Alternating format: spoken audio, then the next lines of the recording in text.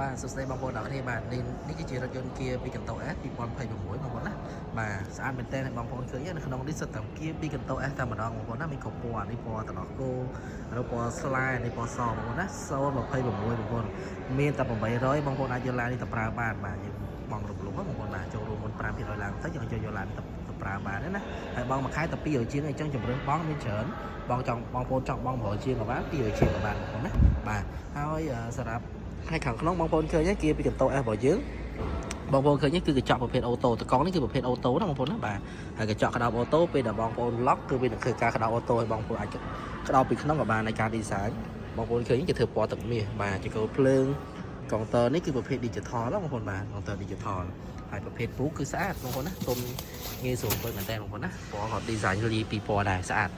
ចឹងអេក្រង់យើងមានអេក្រង់សម្រាប់យើងអាយ៉ាថយក្រោយហើយយើងអាចប្រើ Apple CarPlay ឬ Android Auto បានបងប្អូនណាបាទទំហំ8អ៊ីងជាងបងបាទល្អមែនតើហើយតម្លៃ15999តែប៉ុណ្ណោះបងប្អូនណាសម្រាប់គេពីកន្ទោបាទនេះផ្នែកខាងក្រោយបាទតលីបងប្អូនណាតលីយើងអង្គុយបានគ្នា5នាក់ខាងក្រោយក3បងប្អូនណាបាទសិតតែកញ្ចក់ចុចដូចគ្នាបងប្អូនណាបាទចឹងអានេះយើងតលីបងប្អូន5ឆ្នាំបាទ150,000គីឡូពេញសិនយើងបដូរ free 2ឆ្នាំបងប្អូនបាទអានេះផ្នែកខាងក្រោយរបស់រថយន្តពណ៌សស្អាតមែនតើបងប្អូនណាបាទហើយខាងក្រោយបងប្អូនឃើញ